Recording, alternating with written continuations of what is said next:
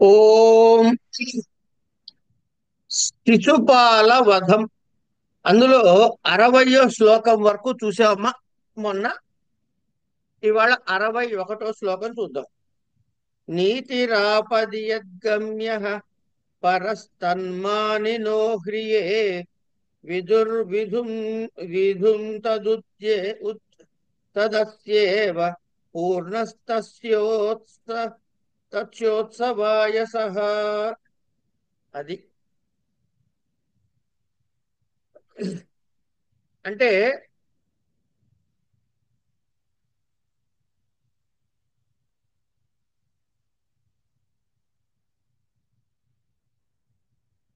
పరహ శత్రువు ఆపది, ఆపదలో ఉన్నప్పుడు. అంటే రెండు చెప్పాడు మనకి. ఏంటి? ఎప్పుడు వెళ్ళాలరా యుద్ధానికి అంటే, ఒకటి మన శక్తి బాగా ఉన్నప్పుడు వెళ్ళాలన్నాడు, రెండు అవతలవాడు ఆపదలోనో కష్టాల్లో ఉన్నప్పుడు వెళ్ళాలన్నాడు.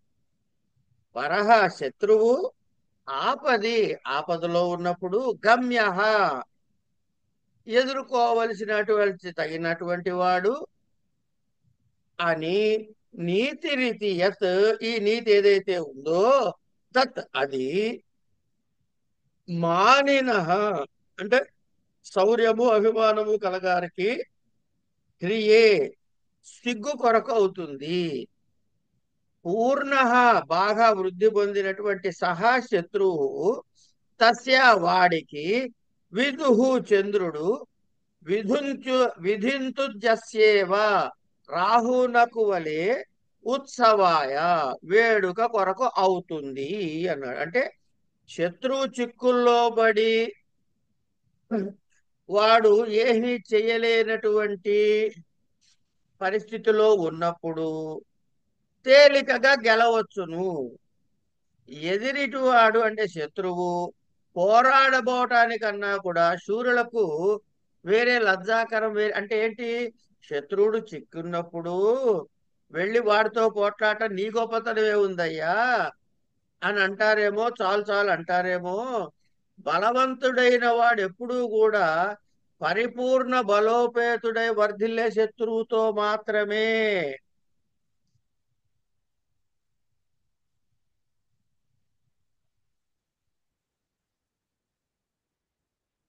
అప్పుడు వాడికి ఉత్సాహం కలుగుతుంది కదా అంటాడు. ఎట్లా?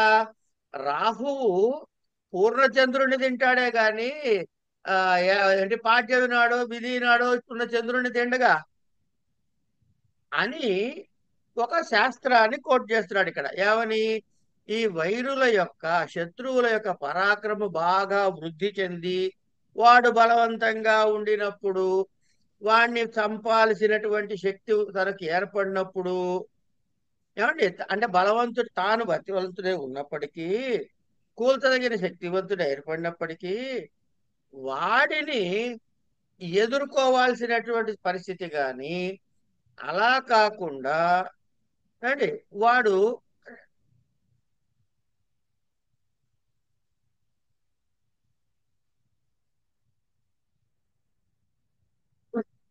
వాడి శత్రువుని ఎప్పుడూ కూడాను వాడు చిక్కుల్లో ఉండి ఏం చేయాలో తెలియని పరిస్థితిలో ఉంటే అప్పుడు వాడిని గెలవచ్చు గాని ఎదుర్కొండా ఉండి పోరాడబోకుండా ఉన్నటువంటి సూర్యులకు వేరే సిగ్గుపడే విషయం లేదు కదా. ఇదే నీతయ్యా అని అనకూడదు అని అంటూ తర్వాత ఏం చెబుతున్నాడు?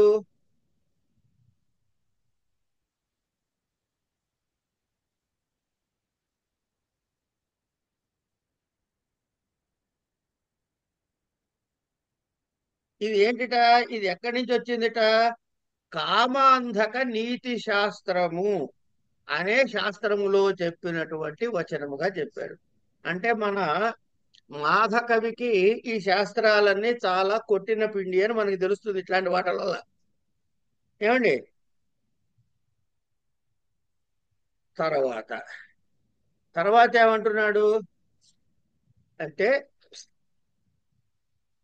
అలా గనక చెప్పినట్టుగా చేస్తే మనువు చెప్పినటువంటి వాక్యానికి విరోధం వస్తుంది కదా అని ఆలోచించి మళ్ళీ చెబుతున్నట.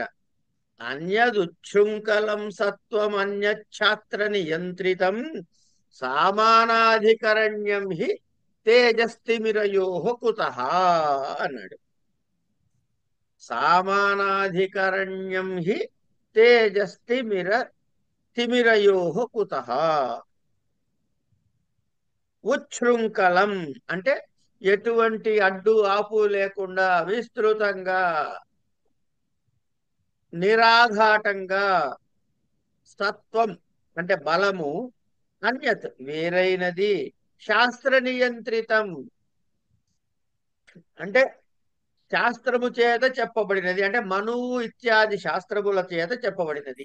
నియంత్రితం మనుశాస్త్రంలో చెప్పబడి, నియంత్రితం అంటే ఏర్పడినటువంటి బలము, అన్యత్ వేరైనది.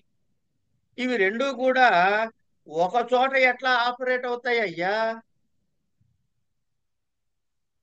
ఏమండి అంటే ఏంటంటే ఇక్కడ ఒక్క నిమిషం అండి.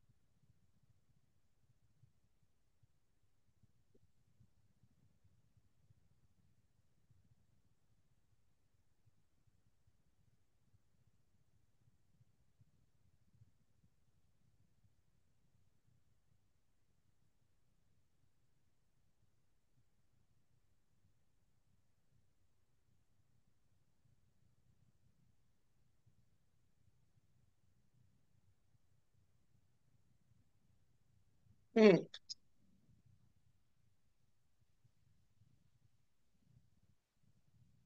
ఉచ్ఛృంఖలం అంటే ఎటువంటి అడ్డుపాటు లేని సత్వం, బలం, అన్యత్ అంటే వేరే ఒకటి ఉంచి, శాస్త్ర నియంత్రితం అంటే మనువు ఇత్యాదులు చెప్పినటువంటి శాస్త్రముల చేత నియంత్రితం ఏర్పడినటువంటి సత్వం, బలం ఏదైతే ఉందో అది ఇంకొకటయ్యా. అంటే ఈ రెండు వేరు వేరు అని చెబుతున్నాడు. ఎట్లా? ఈ రెండు కూడా ఒకే చోట ఉండే అవకాశము లేదు. ఎందుకు లేదు అంటే, ఒరే నాయన, తేజస్తిమిరయోహో వెలుతురికి చీకటికి సామానాధికరణ్యం, ఈ పేరు విన్నారు కదా, సామానాధికరణ్యం అనే మాట విన్నారు కదా. ఒకే చోట ఉండుట, ఒకే వ్యక్తి యందో ఒకే స్థలమునందో ఉండుట. కుతః ఎక్కడిది, ఎలా కుదురుతుంది అంటే ఏమిటి?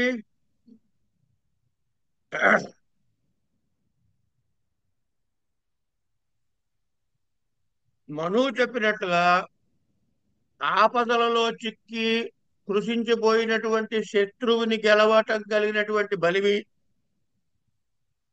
ఒకటి. రెండవది, శత్రువు కష్టాల్లో ఉన్నప్పుడు దాన్ని ఎదురు చూసి వాడిని మట్టు పెట్టడం రెండు. అంటే వాడు శక్తిగా ఉన్నప్పుడు, శక్తి లేనప్పుడు మట్టు పెట్టడం అనే రెండు అంశాలు ఏవైతే ఉన్నాయో ఇవి రెండు పరస్పర విరుద్ధమైనటువంటి విలక్షణమైనటువంటివి. వెలుతురు చీకటి ఒకే చోట ఎట్లా ఉండవో అలాగే ఈ రెండు శాస్త్రాలు కూడా ఏకకాలంలో ఒకరి యందు ప్రవర్తించవు.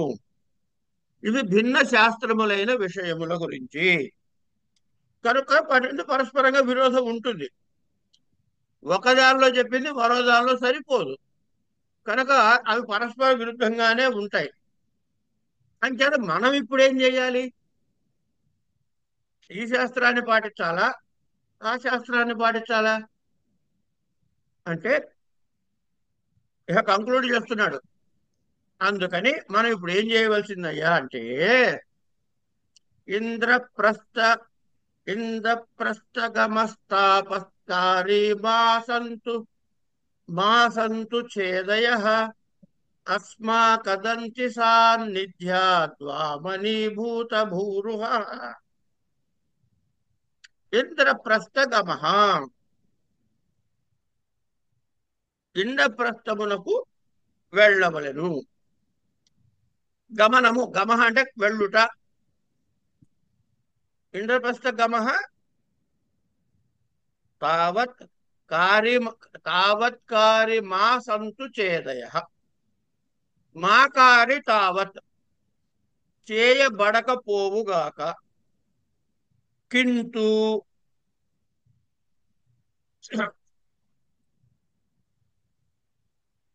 ఇంకా చేదయ అంటే చేది దేశాలు, చేది భూపాలలో ఉన్నటువంటి దేశాలు అస్మాకదంతి సాన్నిధ్యాత్ మన ఏనుగుల యొక్క సమీపం వల్లనే వామనీభూత భూరుహా మన ఏనుగులతో అక్కడికి వెళ్ళేటప్పటికీ వామనీభూత, వామనము అంటే పొట్టిగా ఉండుట. అంటే అవి పొట్టిగా అయిపోతాయి. ఏమిటి? భూరుహ, పెద్ద పెద్ద చెట్లు కూడా. ఏం పేరు పెట్టావు?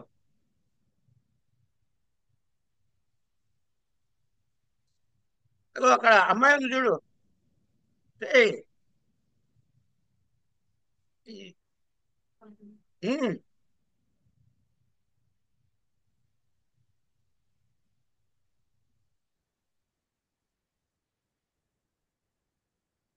ఇప్పుడు మనం ఏం చేయాలో చెబుతున్నాడు.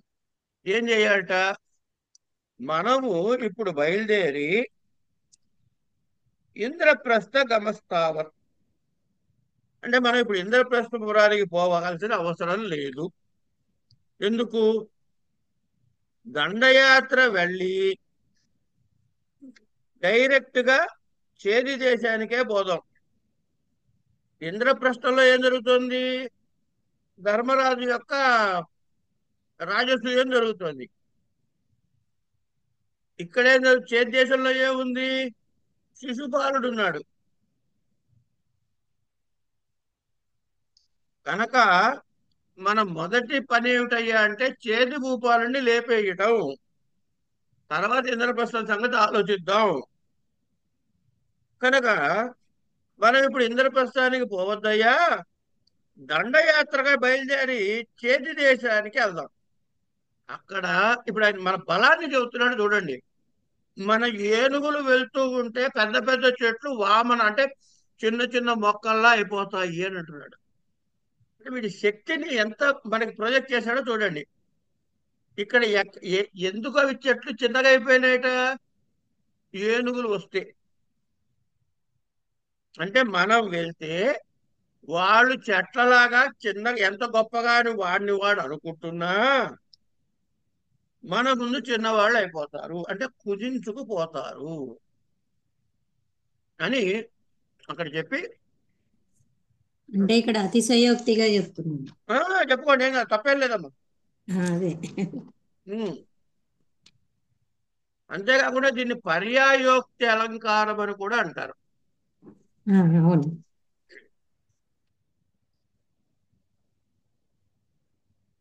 నిరుద్ధవీవ లైట్ పెద్ద చేయాలి. నిరుద్ధవీవధాసార ప్రసారాగా ఇవ వ్రజం ఉపరుంధంతు దాశార్హాః పురీం మాహిష్మతీం ద్విషః. దాశార్హాః అంటే ఎవరు? యాదవులు. నిరుద్ధవీవధాసార ప్రసారాహ అడ్డగింపబడినటువంటి వీవధ ధాన్యము మొదలైన లభించేటటువంటి అంటే మిత్ర బలము తృణ కాష్టాదులు చోట కలవాడై నిరుద్ధ నిలుపబడిన వీపథ కావిళ్ల చేత అసార ప్రసారాహ ఆసార ప్రసారాహ అంటే రాకపోకలు గలవారైన వ్రజం పశుపాలను గా ఇవ ఆవులను బోలే మాహిష్మతి మహిష్మతి యొక్క మహిష్మతి పురమును ద్విష పగతురు ఉపరుంధంతు అరికట్టబడుదురుగాక. అంటే ఏమిటా వీళ్ళ గొడవ? ఇదే కాదయ్యా, మన యాదవులందరూ ఉన్నారు కదా, మన యాదవులందరూ పాలకావిళ్ళు వగైరాలు రాకపోకలకు నిలుపుదల చేసే పాలకావిళ్ళు వగైరాల రాకపోకలు ఆపేసి పశువులని పశువుల శాలలో కట్టిపెట్టినట్టుగా ధాన్యాలు ఇతరత్రైనటువంటి మిత్రవర్గం వారి దగ్గరికి చేరనీయకుండా అడ్డగింపజేసినట్టుగా శత్రువులని మహిష్మతీపురంలో ముట్టడింతుదురుగాక అన్నాడు. గురుగారు యాదవుల్ని దశార్హాహ అని ఎందుకన్నారండి? వాటన్నిటి దశార్హ దేశాలు అంటారమ్మా. అచ్చా, ఆ దేశం పేరది ఓకే. దాశార్హ దేశము అంటారు వాటి.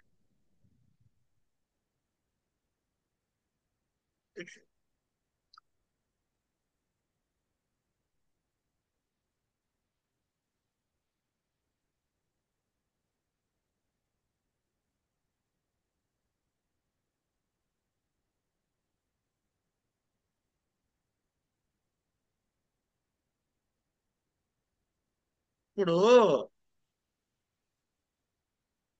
వీళ్ళు యాదవులు కదమ్మా. గురుగారు ఇక్కడ ఉదాహరణ చెబుతున్నారు. ఆవులు మేతకి వెళ్తాయి వెళ్ళవా? వెళ్ళి రిటర్న్ వస్తాయి.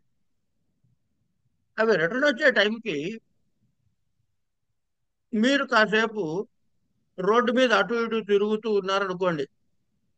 అంటే ఇక్కడ ఏం చెప్పారంటే పాలకావిళ్ళు అవి పట్టు తిరుగుతున్న వాళ్ళు అన్నారు. ఆవులు మీరు ఆగండి, మేము దాటుతాం అని అంటారా, లేకపోతే వీళ్ళు పక్కకి తప్పుకుని వాడికి రోడ్డు ఇస్తారా? ఏం చేస్తారు? వీళ్ళే పక్కకి పెట్టుకుంటారు. అది అంటే మన యాదవులందరూ కూడా పాలకావిళ్ళు వగైరాలు వచ్చి పోతూ ఉంటే వాటిని ఆపేసి ఏ విధముగా అయితే ఆవులను తీసుకుపోయి పశువుల కొట్టంలో కట్టేస్తారో, అంటే ఇక్కడ ఏం జరగాలి? రెండు అంశాలు జరగాలి. ఒకటి, రాకపోకలు జరుగుతూ ఉండాలి, ఆ రాకపోకల్ని ఆపేయాలి, ఆ ఒకటే వచ్చేటటువంటి ఆవుల మందం తీసుకెళ్లి కట్టేయాలి. ఇంత కదా, రెండు ఉన్నాయి. అలాగే ఈ మాహిష్మతీపురంలో ఉండేటటువంటి ప్రజలకి ఇప్పుడు రాకపోకలు కావాలి. మనకి ఏం చేస్తారు? మిత్ర దేశాల వాళ్ళు, పక్క దేశాల వాళ్ళు, పొరుగు రాష్ట్రాల వాళ్ళు తెచ్చేటటువంటి ధాన్యము, తృణధాన్యాలు, జలము, కర్రలు, పోపులు అంటే సామగ్రి అన్నమాట. వీళ్ళకు ఉపయుక్తమైన సామగ్రి పాలలాగా వాటన్నిటినీ ఆపేసి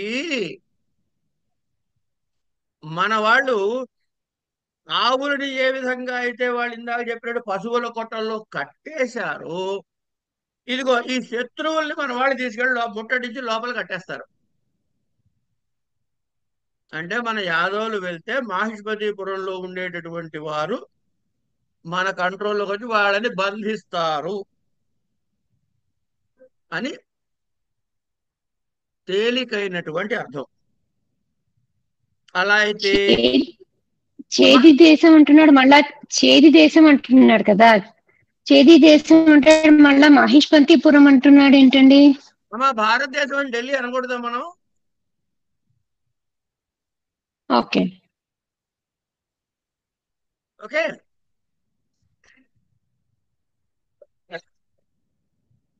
ఉమ్.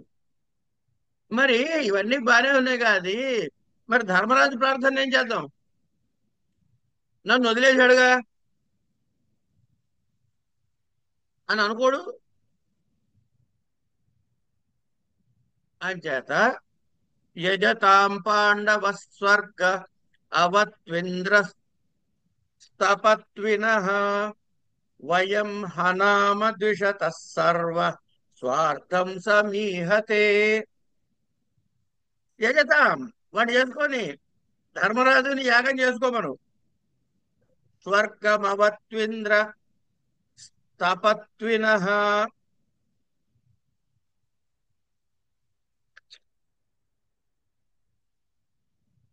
ఇంద్రుడు స్వర్గాన్ని పాలించుకొని సూర్యుడు వెలుగుతూ ఉండమను.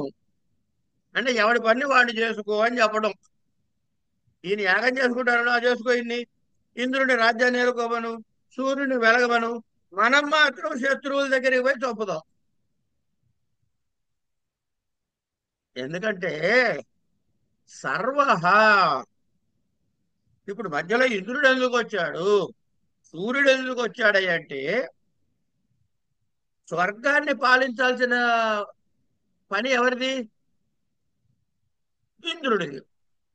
ఆయన పని ఆయన చేసుకొని, వెలుతురు ఉంచాల్సిన పని ఎవరిది? సూర్యుడిది. ఆయన పని ఆయన చేసుకొని, యజ్ఞం సంకల్పించావుగా, వాడి పని వాడు చేసుకొని యజ్ఞం చేసుకోమని ధర్మరాజు సంకల్పం, వాడి స్వార్థం.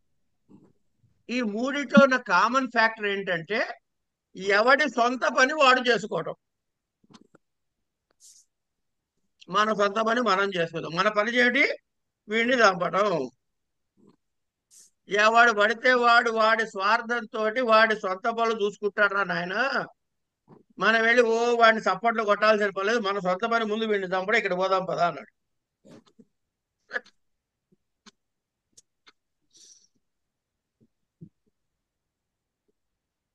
ఏమండి? తర్వాత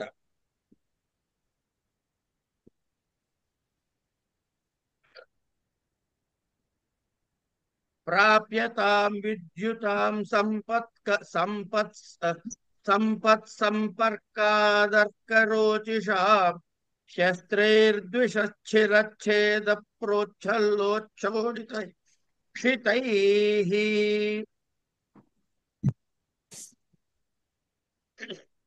ద్విషట్ అంటే శత్రువులు, శత్రువుల యొక్క శిరచ్ఛేద తలలు నరకటం చేత, ప్రోచ్ఛలత్ ప్రకృష్ట పైకి ఎగస్తున్నటువంటి, శోణిత నెత్తురు చేత, ఉక్షితై తడపబడినటువంటి, శస్త్రై కత్తులు కటార్ల చేత, అర్కరోచిషాం సూర్యకిరణాల యొక్క సంపర్కాత్ సూర్యకిరణాల సంబంధం చేత, విద్యుతాం మెరుపుల యొక్క సంపత్ శోభ ప్రాప్యతాం పొందబడుగాక.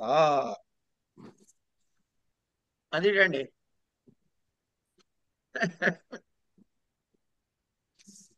ఇప్పుడు సూర్యకిరణాల సంబంధం చేత మెరుపుల యొక్క శోభ ఎలాగైతే పొందుతాడో, మా కత్తులు కూడా ఆ శత్రువుల యొక్క శిరస్సులు ఛేదించడం ద్వారా ఆ రక్తం ఎగజిమ్ముతుంటే ఇవి ఎర్రబడి అంత శోభస్కరంగా ఉండుగాక. తడిసిన మా కత్తులు అంటే శత్రువుల శిరస్సును ఖండించడం చేత ఎగజిమ్మినటువంటి రక్తధారలతో తడిసిపోయినటువంటి మా కత్తులు, వాటిపై సూర్యకాంతులు పడితే, ఏది ఈ రంగు కత్తుల మీద, రక్తపు కత్తుల మీద, అక్కడ మెరుపు తీగల్లా మెరుస్తాయి ఆ కత్తులు అంటున్నాడు. ఇవన్నీ మీరు భాషని గమనించినట్లయితే ఒక యుద్ధము చేద్దాం అనుకునే వాడికి ఎంత ప్రోత్సాహకరంగా ఉన్నాయో ఆ మాటలు చూడండి. ఆ మాటల ప్రయోగంలో వాడి ఉత్సాహం ద్విగుణీకృతం అవుతుందన్నమాట. ఇది సంరంభిణో వాణి బలస్యాలేఖ్య దేవతాః సభాభిత్తి ప్రతిధ్వానై అన్వదన్నివ.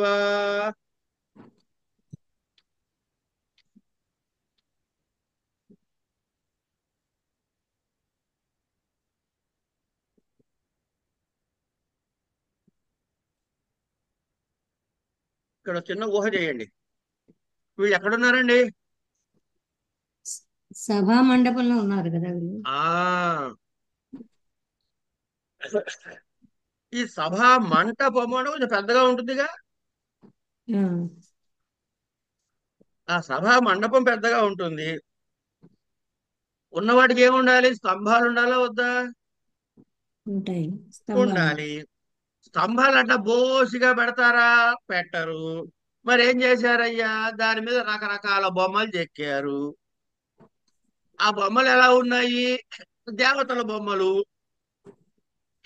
రకరకాల దేవతల బొమ్మలు చెక్కారు. ఇక్కడున్న సినిమా అది. ఏమిటది?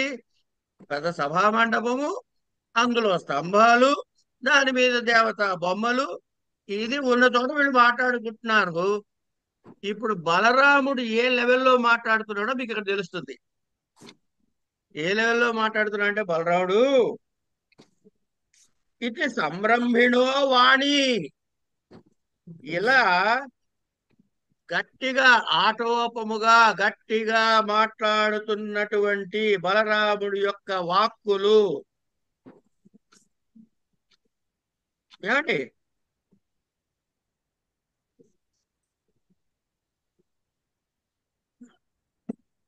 ఆ దేవతల విగ్రహాలు ఉన్నాయి కదా, ఈ బలరాముడు గట్టిగా అరుస్తుంటే ఆ దేవతల విగ్రహాలని భయపడి అవును అవును నువ్వు చెప్పింది కరెక్టు అంటున్నట్లుగా ఈ స్తంభానికి శబ్దం తగిలి మళ్ళీ ప్రతిధ్వనిస్తోంది అని చెప్తున్నాడు. అంటే సభా మండపం ఈయన వాక్కులతో ప్రతిధ్వనించింది. సింపుల్. వినపడలే, మీరేదో అన్నారు కానీ.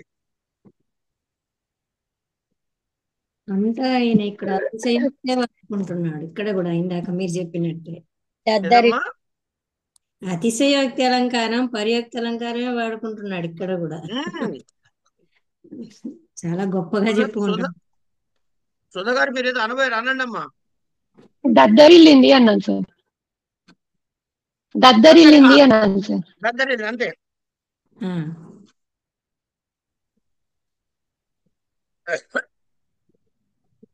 అది కూడా అయిన తర్వాత ఆ దేవతా చిత్రాలు భయము వల్ల అంటున్నాడు పైగా. ఇది ఇక్కడ ఉత్ప్రేక్షాలంకారము. ఇందులో ఇది ఉత్ప్రేక్ష అవుతుందా? సరే.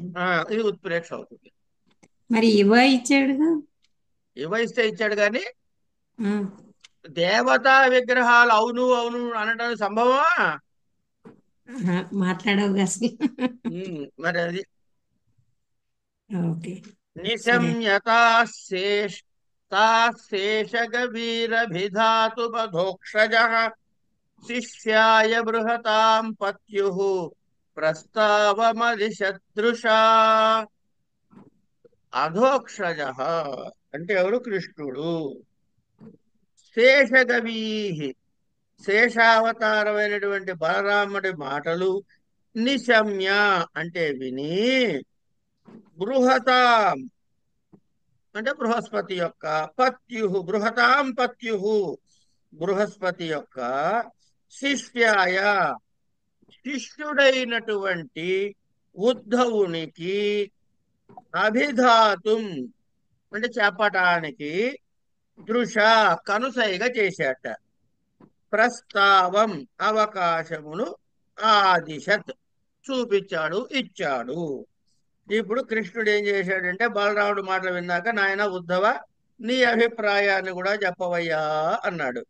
అని ఇక్కడి నుంచి ఉద్ధవుడి యొక్క అభిప్రాయం ప్రారంభమవుతుంది. ఈ శ్లోక సంఖ్యను గుర్తు పెట్టుకోండి. 68. కనుక బలరాముడు మాట్లాడిన టాక్ ఎక్కడి నుంచి ఎక్కడి దాకా వచ్చింది, నెంబర్లు చెప్తారమ్మా? ఎవరైనా రాసి పెట్టుకున్నారా? 67 వరకు వచ్చిందండి, చెప్పారు మీరు. ఎక్కడి నుంచి? ఎక్కడ నుంచి అంటే 13 నుంచి ఆయన వర్ణన అయిపోయిన తర్వాత మాటలు చూడండి ఒకసారి తర్వాత తర్వాత 21, చూసి పెట్టుకోండి అమ్మా. 67, 53, రెండవ యూనిట్ 1 to 45. 21 నుంచి అండి, 21 నుంచి 67 వరకు బలరాముని సంభాషణ. 67 దాకా అయినాయండి, 3 యూనిట్లలో ఆయనవే అయినాయి. అదే చూడండి ఒకసారి. మీరు ఇచ్చారు, లిస్ట్ ఇచ్చారండి. ఇచ్చానా? ఇచ్చారు, ఇచ్చారండి, మొదటి రోజే ఇచ్చారు. నేను అంత మంచివాడిని అయ్యాను ఈ మధ్య. స్టార్టింగ్ ఫస్ట్ డే ఇచ్చారండి అదే. మొదటి రోజు ఇచ్చారు. ఓకే, అంటే ఇప్పుడు ఎన్నో శ్లోకం దాకా వచ్చాం? 67 అయిపోయింది. ఇప్పుడు ఇక ఉద్ధవుడు 68 ఉద్ధవుడు వస్తున్నాడు ఇంకా. అంటే మీకు యూనిట్లకు వచ్చేటప్పటికి శ్లోకాలు దీని లెక్కంగా ఇవ్వలే. 1 నుంచి 45, 46 నుంచి 90, 91 నుంచి 118 అని ఇచ్చాడు. అవునండి, కనుక అది కూడా చెప్పారు. అదే ఆ కాంటెక్స్ట్ చూసుకుని మీరు ఒక్కసారి యూనిట్లు చూసుకుంటూ ఉండండి కొంచెం. అలాగే.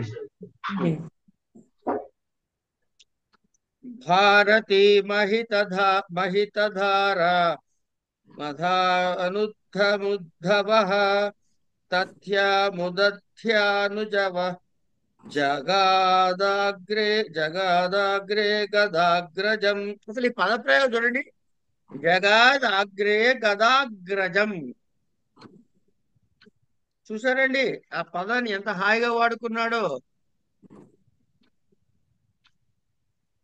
జగాద చెప్పాను, గదాగ్రజం అంటే గదాగ్రజం అగ్రే, జగాద అగ్రే, జగాదాగ్రే బలరాముడి కృష్ణుడి.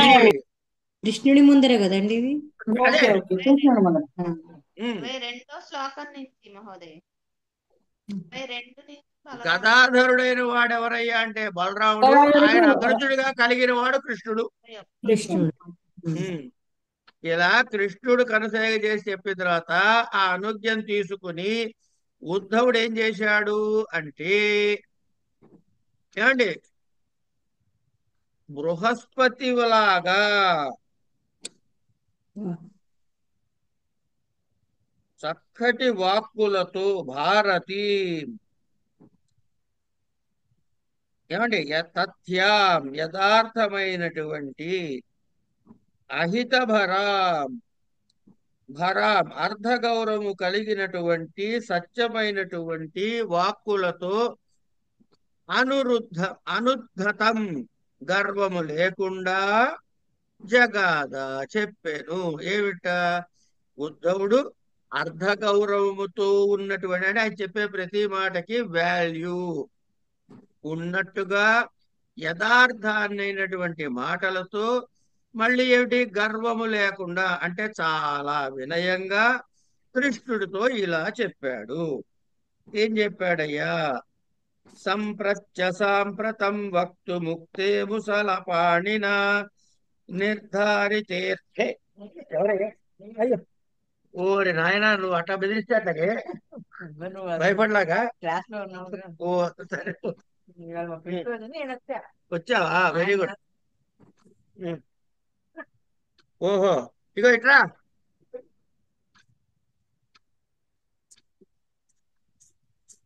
ఇదిగా ఏమన్నా కొనుక్కో.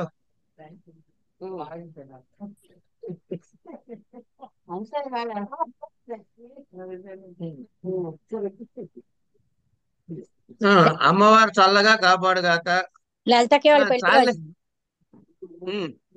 God bless you. ఇగో మీ ఆయన రేపు నన్ను కలవమని చెప్పు. రేపు పొద్దునే రమ్మను.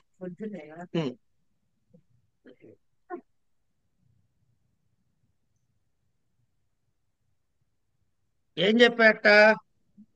సంప్రత్య సాంప్రతం వక్తుముక్తే ముసలపాణిన నిర్ధారితేర్థే లేఖ్యేన ఖలుక్త్వా ఖలు వాచికం. ఇక్కడ ఓ చిన్న విషయాన్ని సరదాగా గమనిస్తారా మీరు?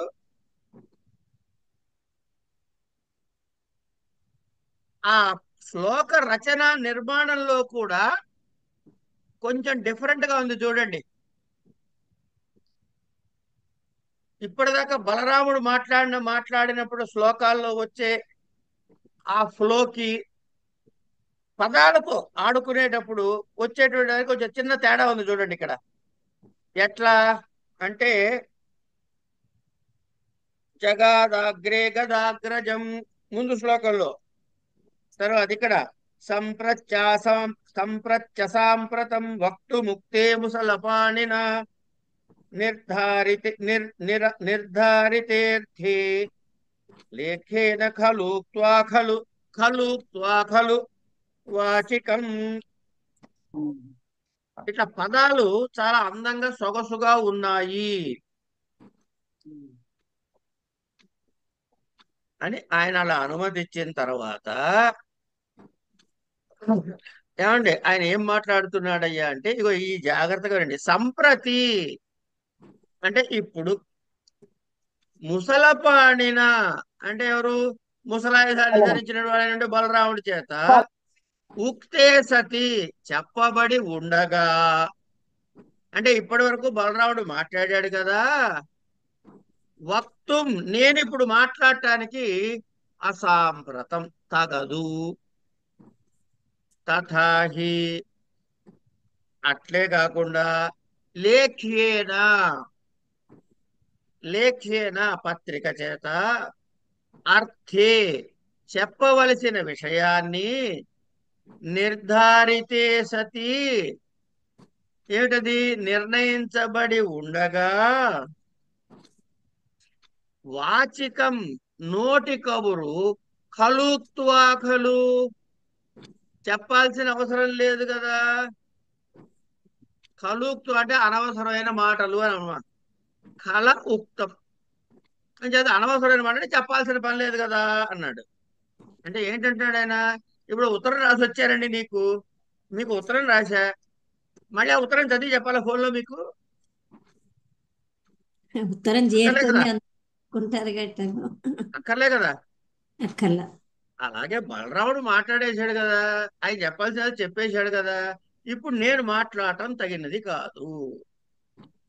ఇవి చాలా టెక్నికల్ విషయాలండి. ఇక్కడి నుంచి ఒక పని చేద్దాం, ఈ ఉద్ధవుడిని రేపు చూద్దాం, సరే ఇక్కడికి ఆపుదాం.